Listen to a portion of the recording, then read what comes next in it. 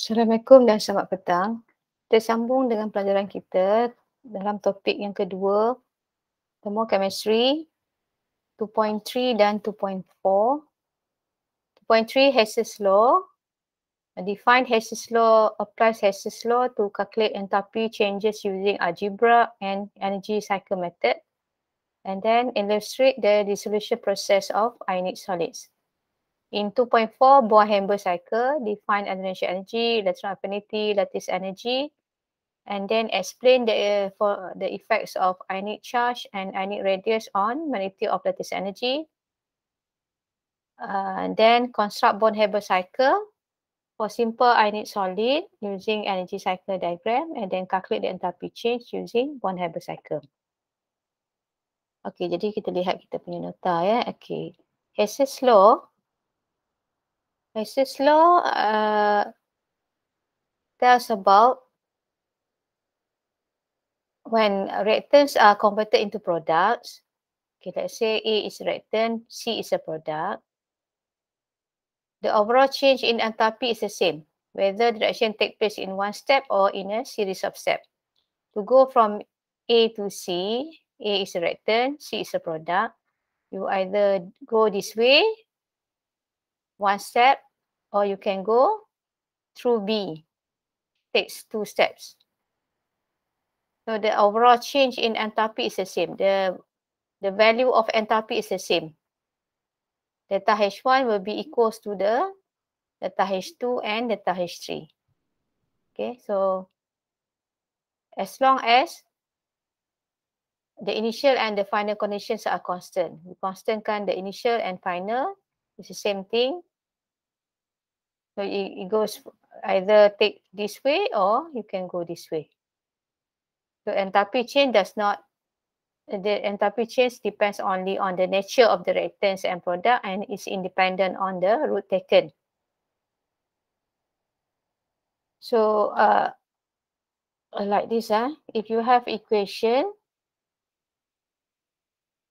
A going to B, then B going to C. If we add the two equations together, when you add them together, so here ada B on opposite side kan, so B ni boleh di cancel. So nanti you end up A to C. Jadi this is Hess's law lah. You can whatever steps it takes, the overall change there will be the same. To get A to C, you can either go this way, A to C, or you can go this way, A to B and then C. The overall is the same. So Hess's law is used to calculate the unknown enthalpies using algebraic method and energy cycle method. This is energy cycle method. Energy cycle method maksudnya you draw dia punya cycle. Okay. Dan tengok anak panah. Nak pergi ke sini. So ini anak panah dia. Mula dari sini. Kita kata start sini.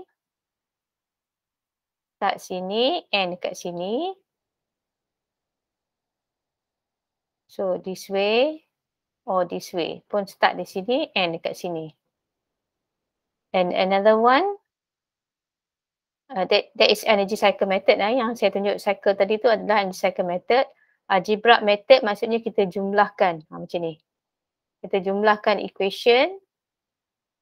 So enthalpy tu pun jumlah. Delta H A to B adalah delta H2. B to C adalah delta H3. So to get A to C which is delta H1. Yeah. So delta H1 is equals to the jumlahkan. Delta H2 and delta H3. Okay. Nanti kita tengok contoh-contohnya ya. Okay, contohnya di sini ya. Calculate the enthalpy change of the reaction. Kita nak cari enthalpy change of this reaction. So dia akan you akan diberi, sama ada diberi atau kamu kena tulis sendirilah equation, depends on soalan. Mesti ada equation yang ada untuk menentukan equation yang satu yang kita nak cari ni. Sama ada equation ni kena buat sendiri, depends on information given, ataupun memang dah ada equation. Jadi kita nak cari equation ini.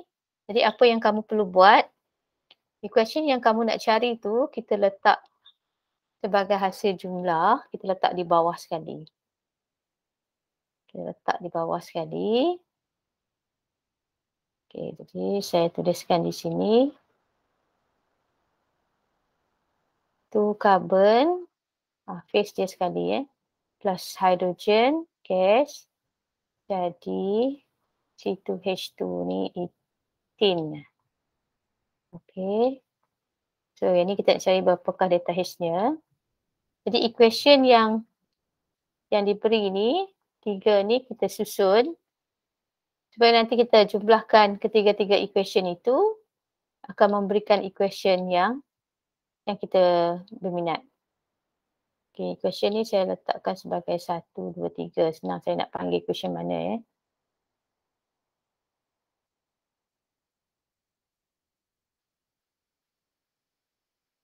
So ini equation 1, 2, 3. Okey, kemudian okey. Okey, kita tengok equation yang kita nak cari delta H-nya. Okey. Kamu based on apa-apa di sini yang ada di sini. Maksud saya jangan tengok macam oksigen ni dia banyak kali ulang kan. Atau CO2 sini pun nampak banyak kali ulang. So kita cari yang satu sahaja yang appear kat sini dalam equation ni. Benda ni appear sekali dalam equation ni. Contohnya di sini saya tengok berdasarkan ethene ni. Ethene ada kat sini. Sekali saja di situ. So nanti bila kita jumlahkan equation tu, ethene akan ada belah sini. So saya nak equation ni kena ada belah kanan belah sini. So saya salin balik equation itu.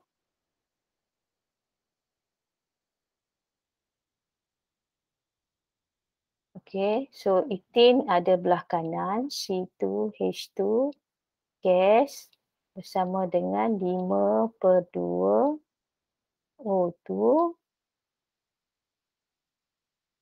daripada 2 CO2 gas dan H2O liquid. Sebab pemisahan tercantum. Okey, jadi saya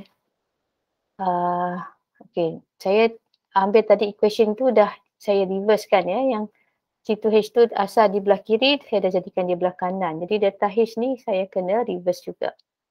So dia jadi positif 1299.6. Oops.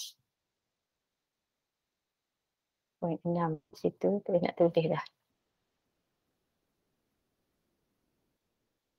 Okey, jadi satu dah settle. Okey, ada lagi 2 equation saya nak kena letak di sini, tapi kita kena tengok adakah yang sama yang kita nak tulis atau kita nak reverse ke, kita nak kali ke, kita nak bagi ke, tengok. Okey, apa lagi yang ada? CO2 dia akan cancel kan. Nampak di sini CO2 akan di-cancelkan. CO2 ada sebelah kiri. Ni CO2 ada belah kanan. Jadi CO2 nanti di bawah bahagian bawah sini dah tak ada CO2. Jadi maksudnya saya kena letak CO2 equation yang kedua ni di sebelah kanan supaya dia akan cancel dengan yang belah kiri.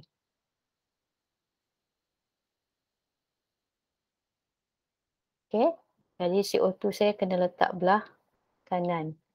CO2 gas, carbon solid dan oksigen gas. Okey, di bawah ni saya nampak CO2 ada 2 di sini. Ni CO2 satu sahaja. Question yang sama saya salin, tapi di sini CO2 ada 2. Jadi sini CO2 ni kena ada 2 lah. Ni kena 2 baru dia boleh cancel 2. Jadi equation ni saya kena kali 2. Saya kena kali 2. Entapinya pun saya kena kali 2. Delta H-nya adalah tolak 393.5 kali 2. Okay, so equation yang kedua saya dah selesai. Okay, equation yang ketiga, saya nampak hidrogen ada di sebelah kiri sebagai produk. Jadi hidrogen saya kena ada belah kiri. Equation tu hidrogen tu kena belah kiri supaya nanti dia turun sebagai produk di sini nampak. Sebagai hasil jumlahnya akan ada lah dia sebagai reaktan belah kiri. Jadi hidrogen sini pun 1 mol, sini pun 1 mol. So equation yang sama saya salin. Tak perlu kali atau bahagi.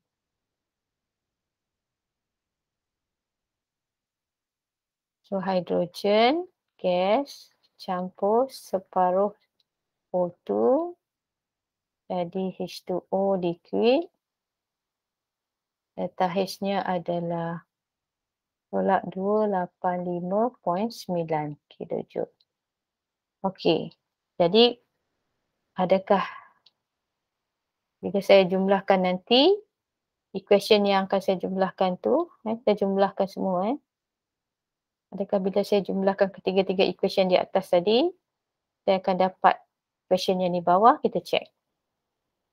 Di sini hidrogen, dia akan appear. Boleh nampak hidrogen, dia akan appear di belah kiri. Okay, hidrogen tak matilah maksudnya. So, hidrogen ada, oksigen.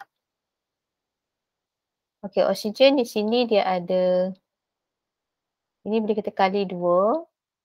Dia ada 2 O2 lah. Tapi ini dalam bentuk fraction. Ini pun dalam bentuk fraction per 2. Jadi saya nak kena jadikan ini per 2. Ini maksudnya 4 per 2 lah 4 per 2 campur 1 per 2, 5 per 2. So 5 per 2 ini pun 5 per 2 jadi di cancel. Ini akan di cancel. Okay, jadi oksigen tak ada di bahagian bawah ni kan. Cancel kiri kanan. Okay, air H2O. H2O pun dibatalkan. Nampak sini kiri dan kanan. CO2 2, so CO2 cancel. Jadi bila kita jumlahkan equation tu, saya akan dapati, saya cuba highlightkan di sini Yang tinggal H2, hydrogen gas Carbon ada 2. Carbon ada 2. Ethene. Ethene ada sini, so ethene. Okey, jadi betul lah kedudukan equation-equation yang 3 tu betul lah. Dijumlahkan kita akan dapat equation yang kita nak tu. Jadi entapi ni dijumlahkan lah. Jadi kamu jumlah, kamu akan dapat nilai entapinya. Okey, jadi kamu boleh jumlah berapa jumlahnya. Kan calculator, sekejap saya cari calculator. Apa yang kamu dapat?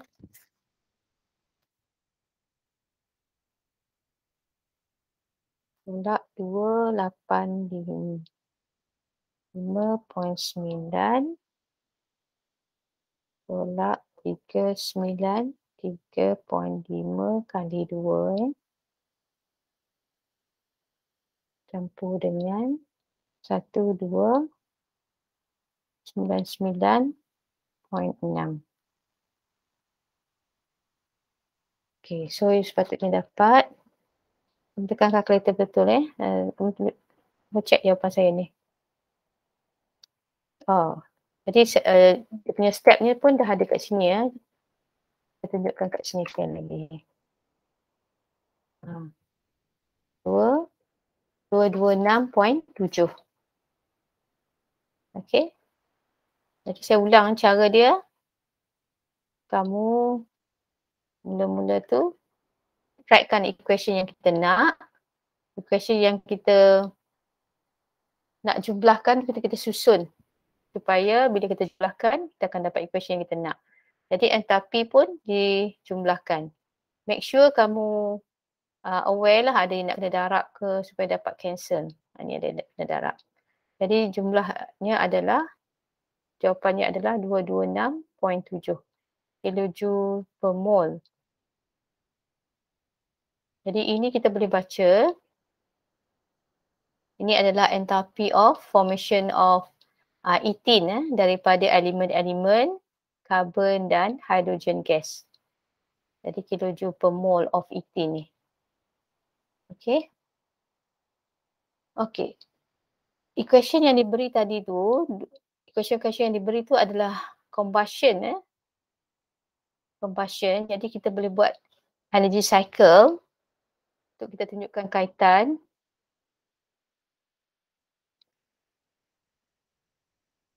Equation yang kita nak cari tu adalah formation ni, data H1 yang kita nak cari yang ini. Jadi bila combustion of carbon menghasilkan CO2 2 mol, so plus dengan oksigen di sini perlu 4, so ini 2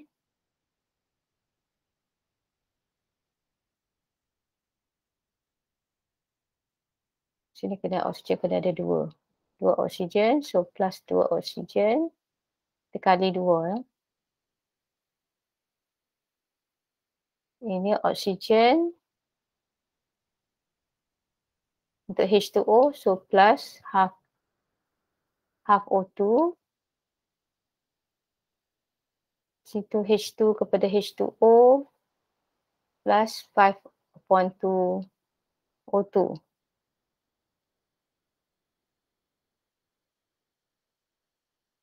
Okay, jadi kita buat cycle. Kita nampak di sini untuk pergi kepada, ini kita punya reactant. Mula di sini, start, end di sini.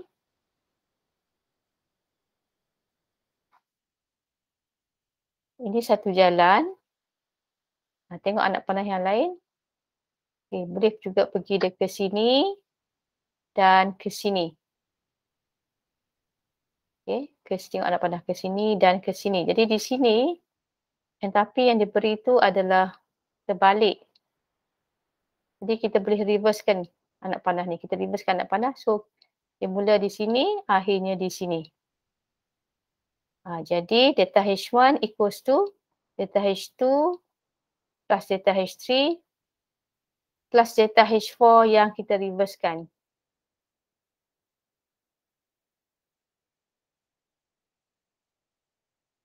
Ataupun kita boleh juga buat, okey.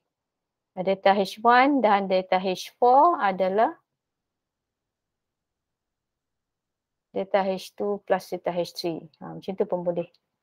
Kalau you nak buat ke sini dan ke sini, maksudnya ini dan ini adalah ini ke sini. Boleh juga, ya. Ikutlah macam mana, banyak cara you boleh buat. Kalau you nak buat yang macam yang mula saya terangkan tadi tu, kalau you nak buat ke sini adalah ke jumlah ke sini, maksudnya dia akan jadi delta H1 equals to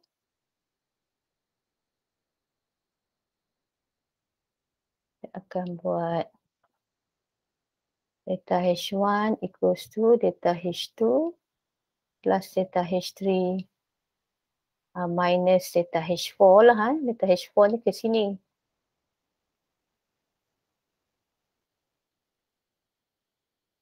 Okay, saya patut letak nilai-nilai. Bila you buat energy cycle, you letak nilai baru you nampak. Okay, delta H1, delta H2 adalah pula 285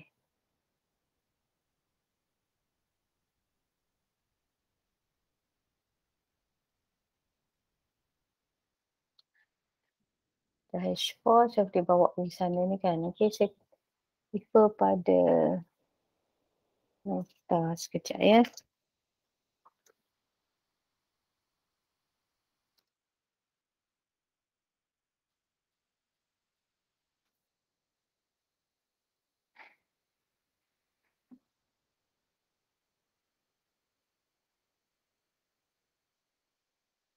Okay, nampak tadi hydrogen kepada water is negative 285. Hydrogen kepada water is negative 285.9.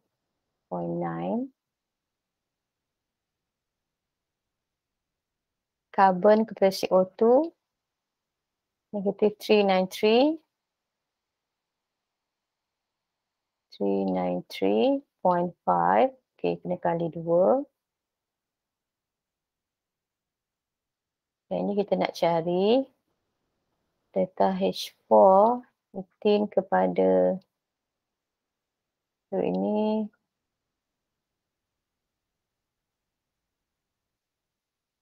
metin kepada H2O dan CO2 negatif 1299. This is negatif 1299.6.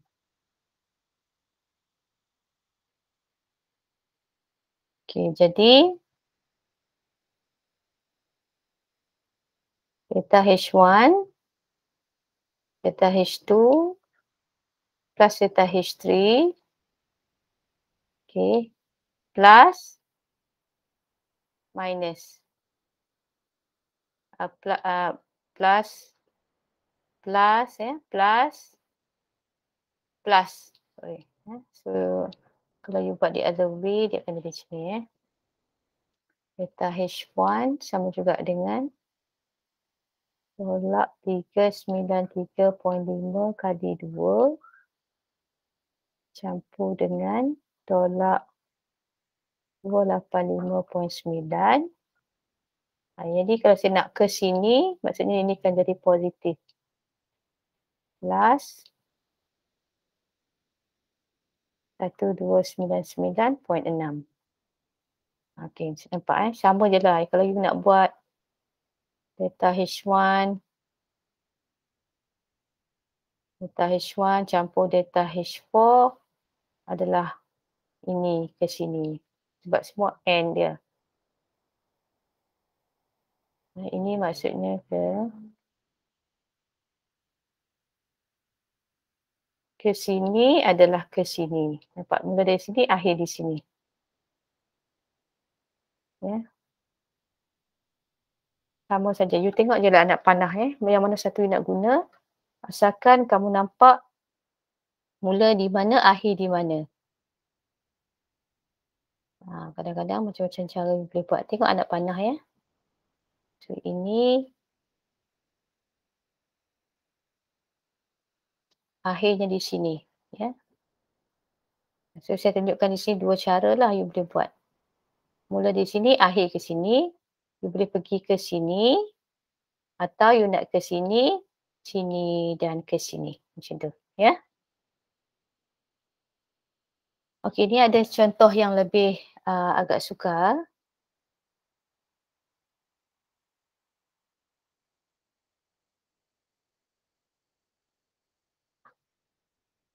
Kamu boleh cuba sendiri nanti. Ya.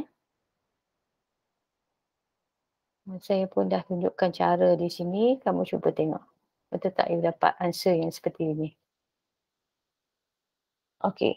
Second one.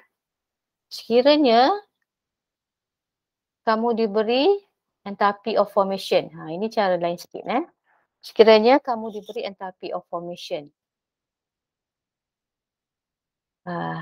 Nak cari enthalpy of reaction. Tapi formation setiap satu reaktor dan produk tu diberikan. Dan sekiranya dia elemen, enthalpy of formation dia kosong. Jadi dia tak berilah enthalpy of formation kadang-kadang tu sebab it's understood lah yang dia adalah kosong. Kan kamu nampak ini reaktan, enthalpy of formation reaktan bahan ni nampak di sini. N2O4 ada kat sini. CO2 ada enthalpy of formation dia. Nitrogen tak diberi, maksudnya kosong. H2O ada nilai dia. Yang kalau compound ada enthalpy of formation nilai dia.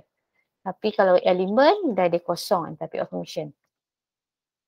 Jadi macam mana kita nak jawab soalan yang macam ni? Untuk mencari enthalpy of reaction bila diberi untuk reaktan dan produk tu enthalpy of formation reaktan dan produk tu diberikan. Jadi ada satu cara yang mudah adalah kamu menggunakan formula ini iaitu enthalpy of reaction adalah summations of enthalpy of formation untuk produk tolak summation of enthalpy of reactants. Kalau sekiranya dia ada berapa moles, kita kali. Dia ada 4, so kali 4. 5 kali 5 ya, macam tu. So jumlahkan untuk produk tolakkan dengan jumlah untuk reaktan. You akan dapat nilai enthalpy of reaction. Kalau kita nak buat guna algebra method, menjumlahkan semua tindak balas, dia lambatlah sikit you kena buat setiap satu. Bukan tak boleh, kaedah algebra itu boleh juga. Tapi kita nak kena buatkan equation. Dia nak kena buat equation formation setiap satu reactants dan produk ni. Jadi panjang sikit lah. Jadi kalau kita menggunakan kaedah ni lebih mudah. Syaratnya yang diberi itu adalah enthalpy of formation bagi setiap satu reaktan dan produk. Kita boleh guna formula ni ya. Jumlahkan enthalpy untuk produk tolak dengan jumlahkan enthalpy of formation untuk reaktan. Kalau ada stoichiometric coefficient ni kamu darab. Sebab yang diberi ni untuk 1 mol ya. Okey. Ini ada contoh soalan, kamu boleh jawab nampak dia standard enthalpy of formation diberikan. Guna formula yang tadi. Guna formula, ingat formula dia enthalpy of reaction adalah summations enthalpy of standard enthalpy of formation of products minus summations of enthalpy of formation, standard enthalpy of formation for reactant. Okey, kamu boleh cuba ni jawapan saya telah berikan. Saya pun dah tunjuk juga jalan sini Kamu tengok sama tak dengan apa yang kamu buat. Okey. Next saya akan bercerita tentang apa yang berlaku bila kita melarutkan pepejal garam yang merupakan solid ionic compound ya. Jadi proses yang berlaku bila kita melarutkan pepejal garam ionic solid ya adalah solvation. Bila mana pepejal ionic solid itu dikelilingi oleh molekul air. Contohnya solvent yang digunakan air, dia akan panggil hydration sekiranya solvent secara general kita akan panggil solvation. Jadi molekul-molekul solvent ni akan mengelilingi ionic solid memecahkan kristal lattice ionic solid ini. Jadi ini apabila ionic compound tersebut dissolve in water, bahagian the negative end of the water molecule will attract the positive end seperti yang kamu tengok di gambar ni Bahagian molekul air yang negatif iaitu OO. Molekul air tu dia ada dua bahagian Bahagian yang positif dan bahagian yang negatif. Bahagian yang partially positif yang kekurangan elektron. Bahagian yang kaya dengan elektron, O lebih elektronegatif, dia partially negatif. Okey. Jadi bahagian yang positif akan mengelilingi anion. Bahagian yang positif akan tertarik dengan anion. Contohnya chloride ion apabila kita larutkan sodium chloride misalnya. Manakala bahagian yang partially negatif akan tertarik kepada ion yang positif. Okey, seperti yang saya gambarkan dalam ni. Jadi dia memisahkan cation dan anion menyebabkan garam ini larutlah kita kata apabila ion-ion itu terpisah dikelilingi oleh molekul-molekul air hasil daripada tarikan dengan molekul air disebabkan berlawanan charge tersebut. Jadi di sini enthalpy of solution yang memainkan peranan. Jadi apa yang berlaku? Step pertama adalah apabila kristal lattice pepecah solid ionic compound itu dipecahkan membentuk ion bergas, gaseous ion. Contoh saya general di sini, MX solid kepada M plus gas dan X minus gas. Jadi di sini energy is absorbed. Delta H-nya adalah positif. Apabila solid ionic compound ini, kristal lattice-nya dipecahkan kepada gaseous ion. Ini juga boleh dikenali sebagai lattice dissociation energy. Apabila kristal lattice itu terpecah kepada gaseous ion mengalami penguraian pada gaseous ion. Step yang kedua, kemudian gaseous ion ini apabila adanya molekul-molekul air mengelilinginya, maka berlaku pertukaran phase daripada gaseous ion kepada aqueous ion. Di sini heat is released. Delta H-nya adalah negatif. Enthalpy ini dipanggil enthalpy of hydration. Enthalpy of hydration nilainya delta H-nya adalah negatif. Ya. Pemecahan lattice tadi daripada kristal lattice kepada gaseous ion, delta H-nya positif. Okey.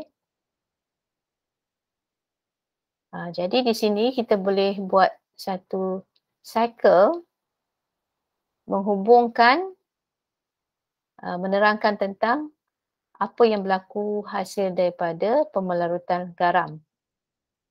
Iaitu hubungan antara pemecahan lattice dan hydration.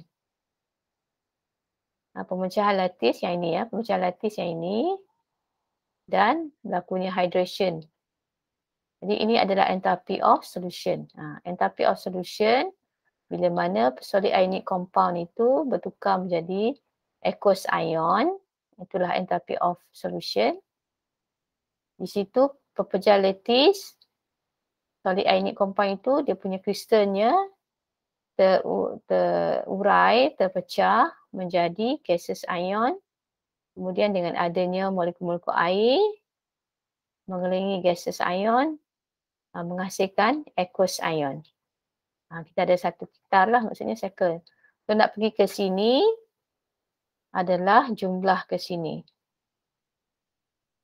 Jadi ini adalah pemecahan lattice. Jadi dia adalah opposite kepada delta H lattice. Dia reverse kepada delta H lattice. So negatif di sini bermaksud reverse. Dia reverse equation pada delta H lattice. Kita definasi untuk delta H lattice adalah pembentukan lattice. Yang negatifnya ke sini, pembentukan lattice daripada gaseous ion menjadi solid ionic compound. Di sini saya buat anak panah di sini adalah pemecahan lattice berdasarkan proses yang berlaku dalam pemelautan garam tadi. Jadi reverse kepada delta H lattice. Iaitu nilai kat sini positif. Delta H2 ni nilai dia positif. Okay. Jadi apa yang saya buat di sini, delta H1 equals dengan delta H2 plus delta H3. Hydration ni ada kadang-kadang dia buat setiap ion punya hydration atau jumlah sekali pun boleh. So enthalpy of solution adalah delta H2 plus delta H3 iaitu reverse pada delta H lattice plus dengan enthalpy of hydration. Okay. Tengok anak panah ya. You don't worry, tengok anak panah je. Tengok anak panah ke mana. Make sure that enthalpy yang kamu letak di sini sesuai dengan anak panah itu. Ya. Okay, di sini saya ada tunjukkan. Sekali soalannya, calculate the enthalpy of solution. Okay, kita nak cari yang ini. Of sodium iodide. Jadi sodium iodide tu solid ionic compound. Diberi lattice energy NAI negative 700 kilojoule. Jadi negatif di sini bermaksud pembentukan lattice. Question dia ke sini, opposite. Pembentukan lattice. Anak panah saya buat tu, saya nak ke sini adalah jumlah ini. Jadi ini adalah reverse pada lattice lattice. So di sini nilai dia positif. Okay. Enthalpy of hydration of sodium tolak 390. Enthalpy of hydration of iodide tolak 307. So ini jumlah keduanya, delta H3 di sini ya. Tolak 697. Jadi delta H1 equals dengan delta H2 plus delta H3. Enthalpy of solution adalah 700 minus 697. So dapat positif 3 kilojoule per mole. Okay.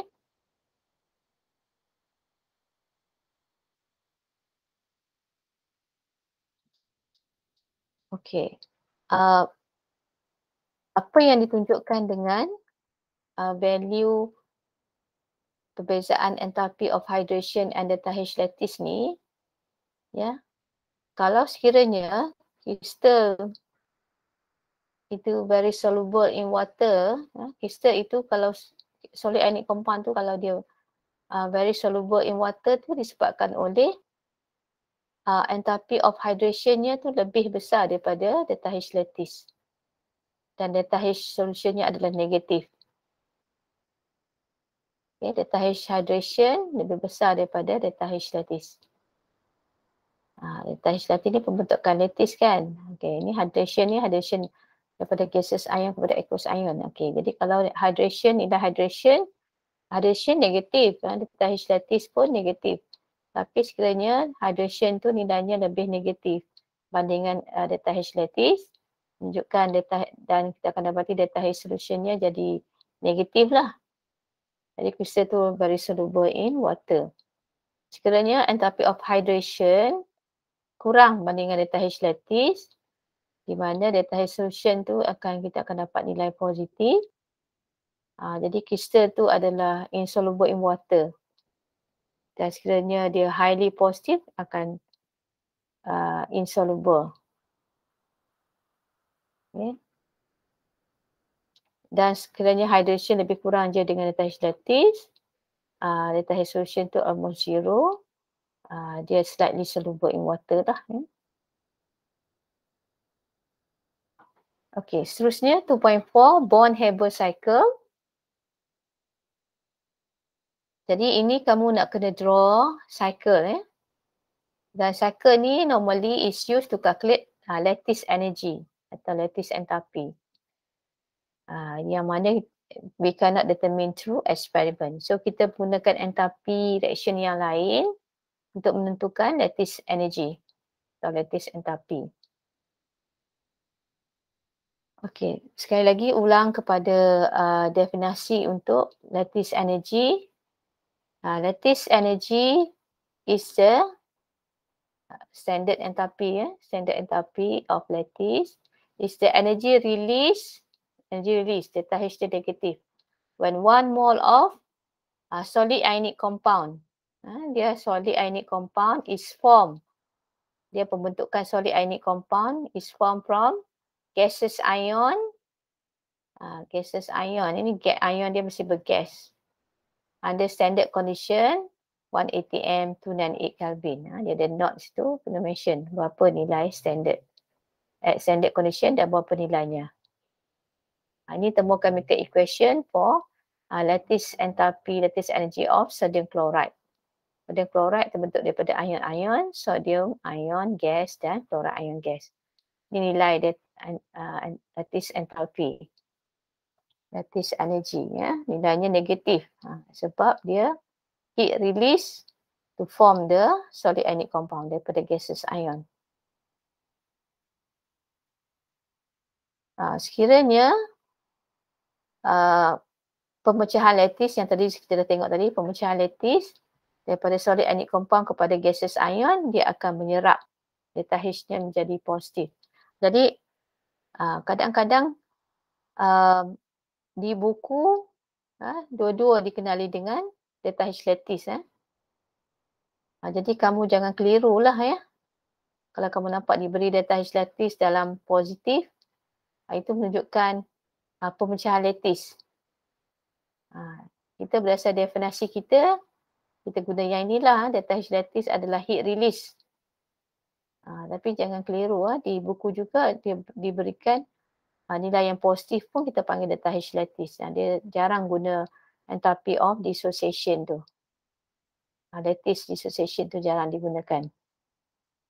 Jadi kamu kena fahamlah, kalau positif maksudnya pemecahan lattice, heat is absorbed.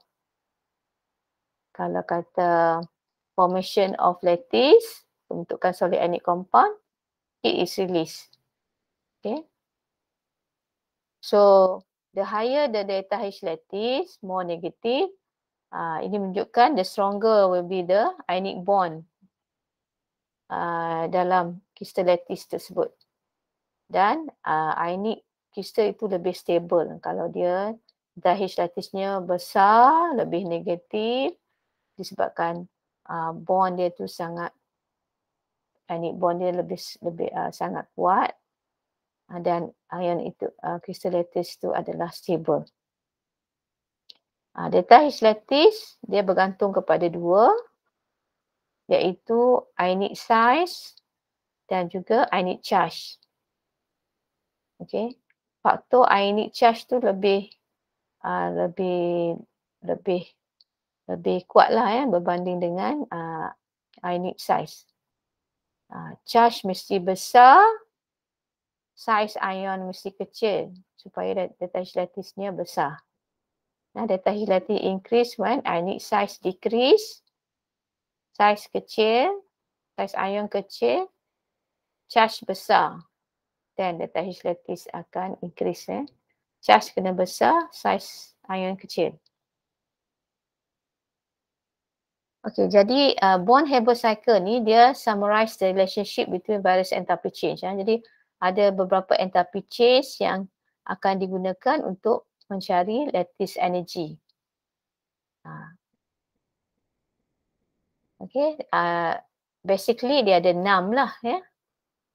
Enthalpies yang terlibat. Minimum tu 6 lah untuk kita construct Born-Haber cycle.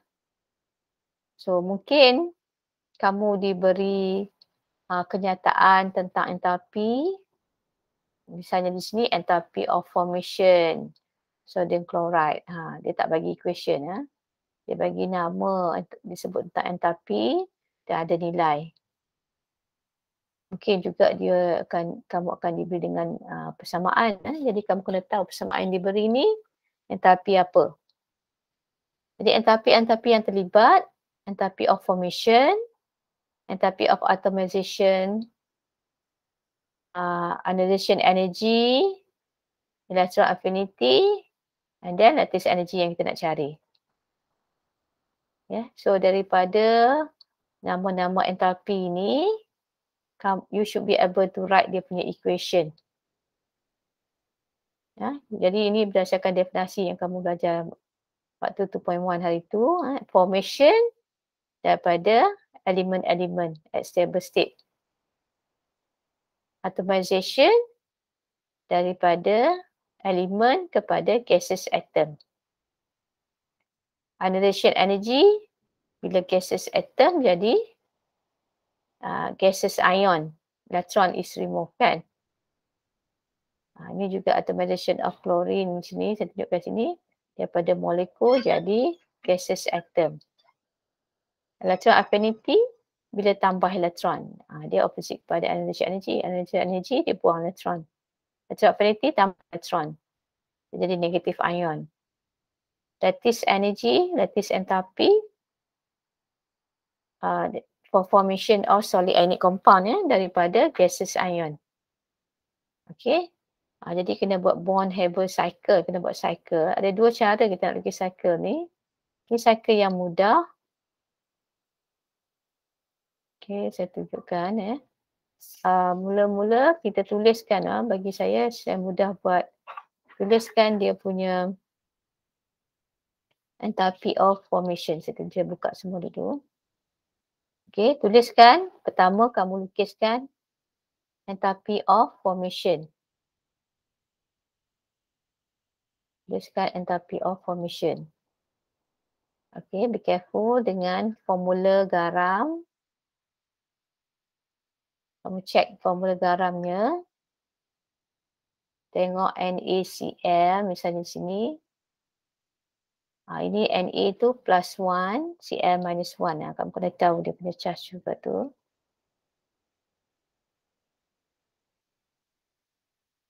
Ini Na plus, Cl minus. Okey. Jadi formation daripada elemen sodium daripada sodium berpejal lah. Metal sodium. Klorin daripada klorin gas, dia molekul. So klorin sini 1, so kena ada half sini. Bila half sini, Cl tu akan jadi 1. Okay. So enthalpy of formation. Tuliskan enthalpy of formation dulu. Bagi saya lah, mudahnya. Delta H ni adalah enthalpy, standard enthalpy of formation. Okay. Kemudian, ini elemen. So elemen, ini elemen sodium, klorin, molekul ni adalah elemen. Okay, elemen, atom, ion. Saya bagi betul macam tu. Kamu tuliskan. Daripada elemen, dia akan jadi atom. So sini enthalpy of atomization of sodium lah. Ini enthalpy of atomization of chlorine. Daripada chlorine molekul jadi chlorine atom. Okay, kemudian sodium ni akan jadi sodium ion. Kita tengok charge kat sini ada berapa charge. Plus 1. So dia jadi ion tu plus 1 sajalah. Na kepada Na plus. Ya, dia dah singkirkan elektron. Jadi positive charge. Ini first ionization energy of sodium. Okey, begitu juga dengan klorin, dia jadi negative ion. Ini jadi ion negatif lah. Tadi positive ion. Ini jadi negative ion bila terima elektron. Ini electron affinity. The first electron affinity of chlorine. Nilainya. Jadi bila kamu melukis energy cycle tu, letakkan enthalpy di dalam cycle itu supaya mudah untuk kamu menjumlahkan. Jadi apa yang kita buat di sini, nak pergi daripada NaCl, Na dan Cl molekul. Ini satu jalan.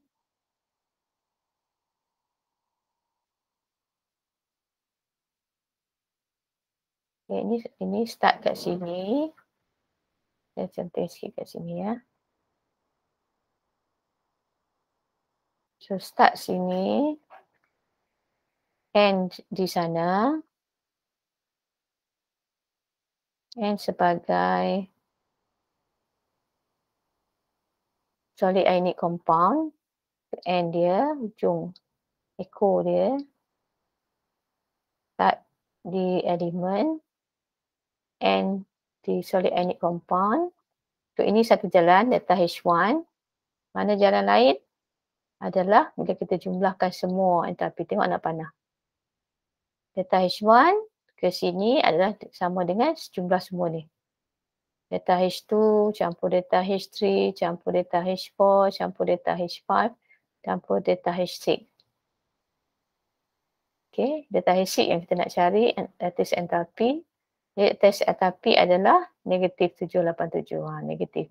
Lattice lattice energy tu dia negatif. Kilojoule per mole. Okay. Jadi ini adalah method yang pertama, energy cycle method. Dia tak ada berskala lah di sini. Remember enthalpy of formation. So ini elemen jadi atom. So ini atomization energy.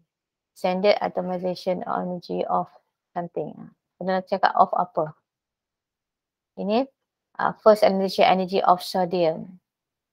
First electron affinity of chlorine. Yang ini lattice energy of sodium chloride. Ya, kalau ditanya apakah nama enthalpy. Muka sini adalah jumlah semua ni. Okay. Okay, ini adalah energy level diagram. Dia lebih berskala. Jadi apa yang kita tunjukkan di sini, letakkan bila mana dia dalam keadaan elemen, energinya itu adalah zero. Dekat ni elemen kan. Elemen dia punya energi dia zero. Elemen.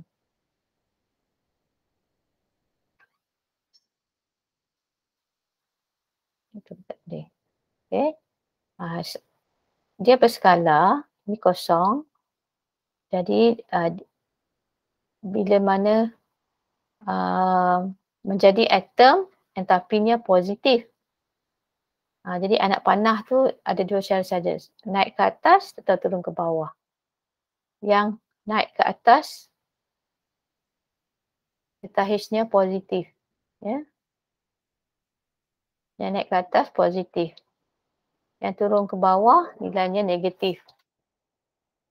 Anak panah bila kita tunjukkan ke bawah ni menunjukkan ni enthalpi. Kalau negatif kita buat anak panah turun ke bawah.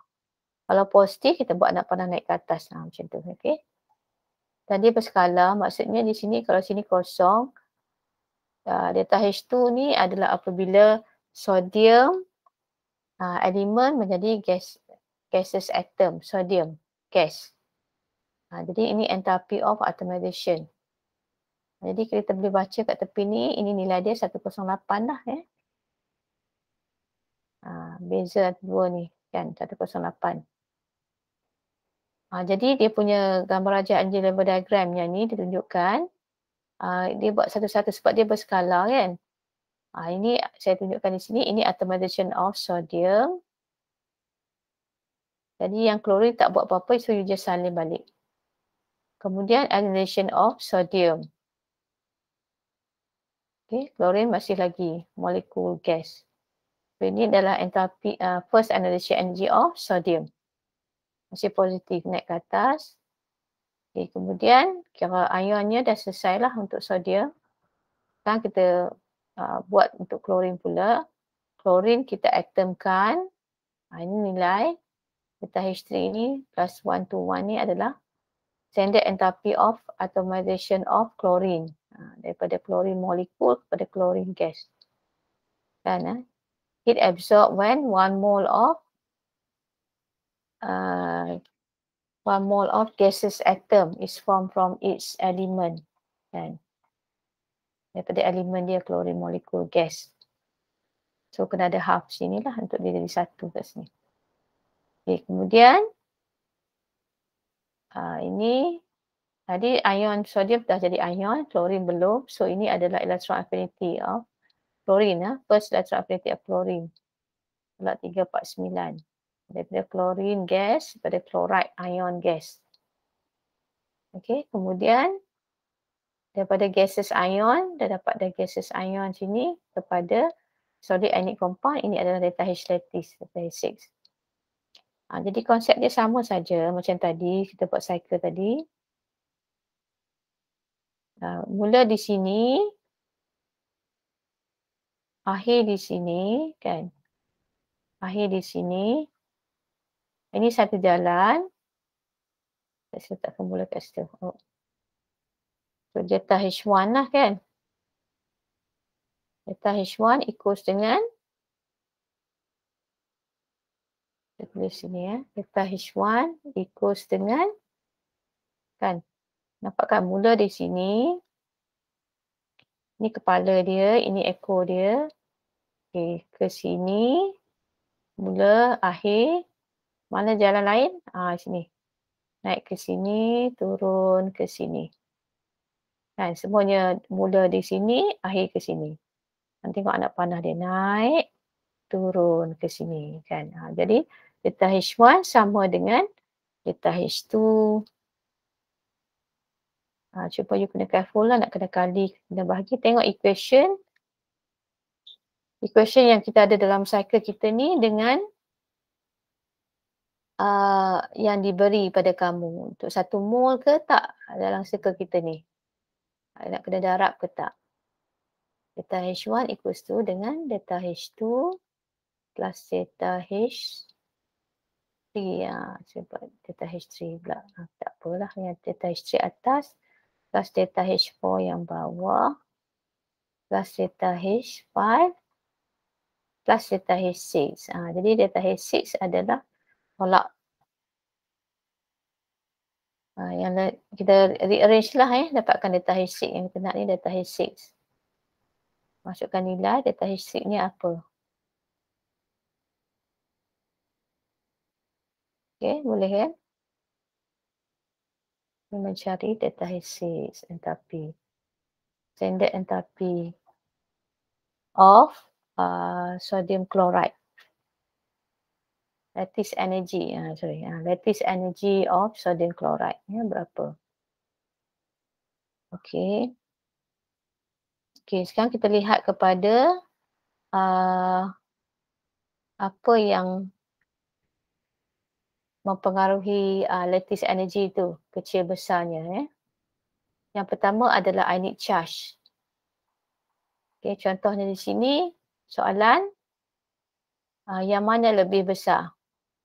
Lattice energy of magnesium oxide ke lithium fluoride ke?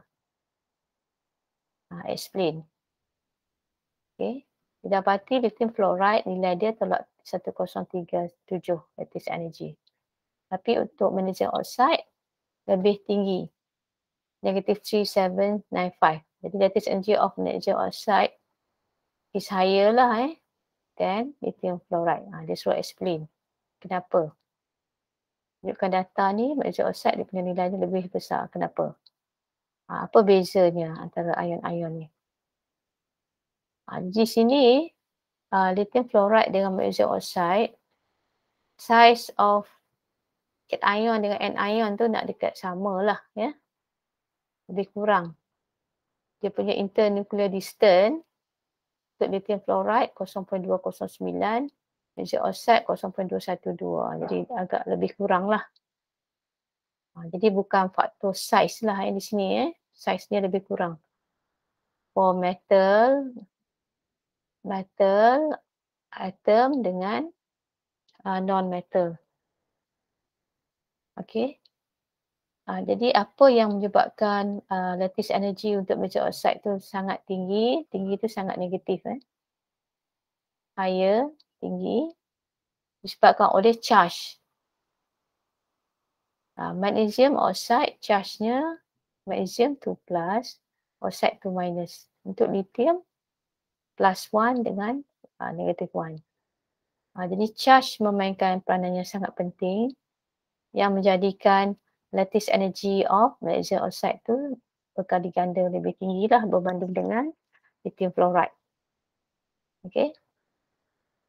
Charge increase, delta H lattice also increase. Increase tu maksudnya lebih negatif lebih besar nilainya. Okay. Yang kedua adalah size. Di sini bila kita bandingkan lattice energy untuk sodium chloride dengan sodium bromide, sodium chloride lebih besar, sodium bromide lebih kecil. Lattice energy of sodium chloride higher. Lebih besar ini. 776, ini 742. Jadi kenapa? Explain. Okay. Sodium sama size tapi dia punya anion di sini berbeza. Chloride dengan bromide. Bromide size-nya lebih besar sebab bromide period 3. Bromine tu period 3 kan. Period 4. period 4, bromine period 4. Chlorine period 3. Jadi maksudnya size of chlorine is smaller. Chlorine is smaller, bromine is larger. Jadi bila jadi anion, macam tu jugalah dia follow lah. Chloride is smaller, bromide is bigger. Jadi di sini radius yang memainkan peranan yang membezakan, ya. Radius of anion tu yang berbeza.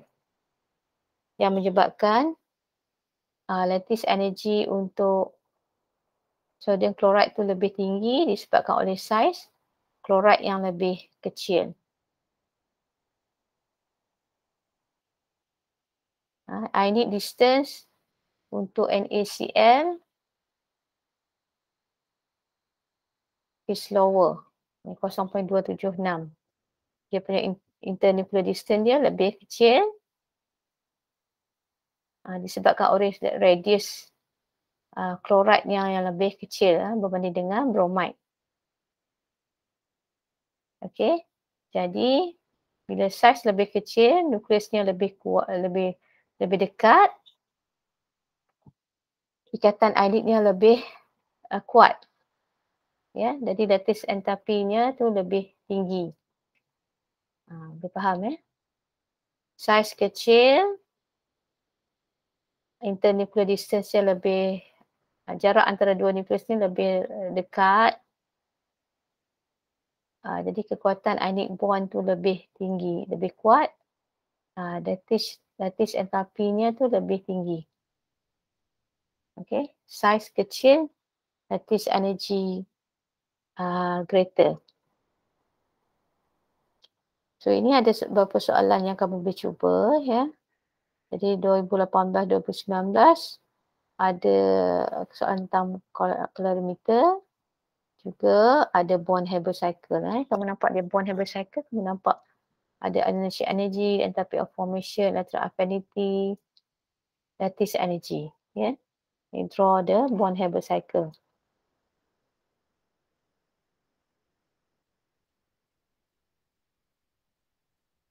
Ini juga soalan 2019-20, question tu ada calorimeter, ni ada Hess's law, dan ada bond-Haber juga. Ya. Yang dia bagi dalam tu energy level diagram ni, sebab dia nak pandang ke atas dan ke bawah sahaja. Yang ini tahun 2021, tahun lepas, yang naik adalah enthalpy of solution. Kamu kena buat energy cycle untuk enthalpy of solution. Okey, itulah dia. Kita pun telah tamat. Jadi kamu, sekiranya masih lagi tak faham, kamu boleh ulang saya punya video ni, ya. Okey. Jadi saya tamatkan sampai situ. Assalamualaikum.